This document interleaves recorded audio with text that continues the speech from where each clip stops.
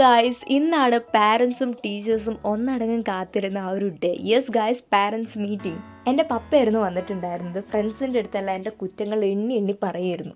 ഫ്രണ്ട്സിൻ്റെ പാരൻസിനൊക്കെ ഞാനിതിൽ ഹായ് പറയിപ്പിച്ചിട്ടുണ്ട് കേട്ടോ.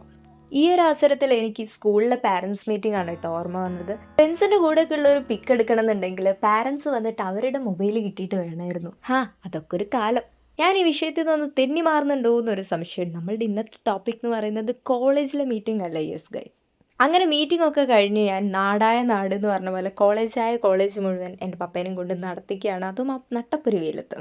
പിന്നെ ഞങ്ങൾ ലൈബ്രറി കണ്ടു. ലാസ്റ്റ് ബായ് പറഞ്ഞു പപ്പ പോയി ഗൈസ്. ഞാനൊരു സൽസ്വഭാവിയും സൽഗുണ സമ്പന്നയും തന്നെ എന്നെക്കുറിച്ച് മോശമായിട്ട് ടീച്ചർ ഒന്നും പറഞ്ഞിട്ടില്ല. സോ ബീജമിട. മതി. അങ്ങനെ ഒരു പ്രതിയെ കൊണ്ടുപോകുന്ന കണക്ക് എന്നെ കൊണ്ടുപോവുകയാണ് ഗൈസ്. അപ്പോൾ ഇന്നത്തെ വീഡിയോ ഇത്ര അടുത്ത വീഡിയോയിൽ കാണുന്നവരേക്കും ബൈ ഗൈസ്.